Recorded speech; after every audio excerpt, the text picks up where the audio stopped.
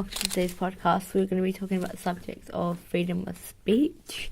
So let's start with the definition of freedom of speech. It's the right to speak without censorship or restraint by the government. Freedom of speech is protected under the First Amendment and Article 10, which means that anyone has the right to express their opinion on anything without them getting arrested, being sent to jail, along with censorship.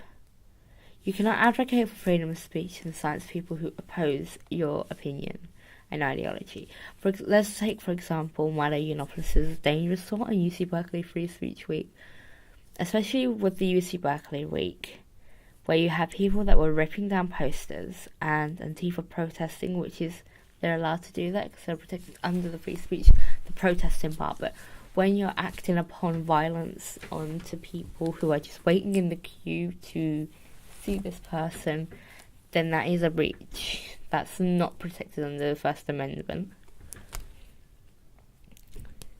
Along with one part of his tour where his guests and him were disrupted by radical BLM, interrupting Milo and his guests from talking and threatening violence, along with stopping him from talking with air horns and megaphones.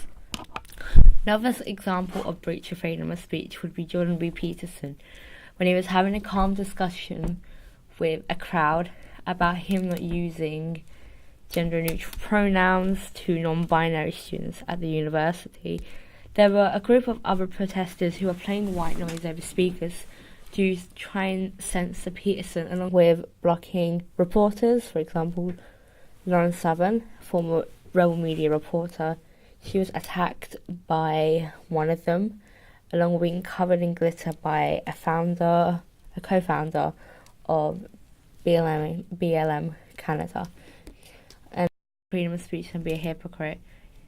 You may not like certain people, like Donald Trump, Milo Yiannopoulos, but to suspend Twitter accounts and also remove verifying ticks from conservative talkers and deleting Donald Trump's account for 11 minutes is a breach of freedom of speech, because you're silencing people from talking. Now, I find it, in my opinion, I find it pathetic and childish for somebody to delete Donald Trump's account because you don't like him. And I just find if there's a double standard, because if it was another way around, the person would not be praised in papers and by people, and also apparently these people want to nominate him for a Nobel Prize. Now, I may not like feminism and feminist posts, but they will not ban people from their speech or by reporting them because their opinions and ideas I may not agree with.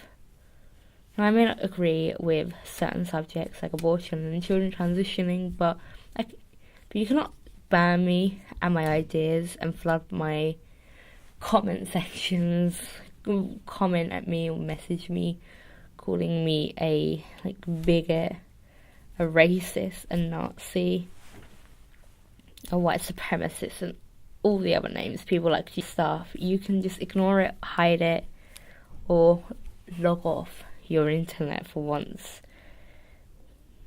in your life. And to conclude and in summary, we live in a world with 7.5 billion people and growing. Each individual has a different opinion that isn't the same as yours. It isn't 1984 and you can't just thought police everyone what they say and arrest them because of their opinion. Of course, this doesn't mean that you can go around shouting the N-word every time you're losing online on a game or having an argument with someone.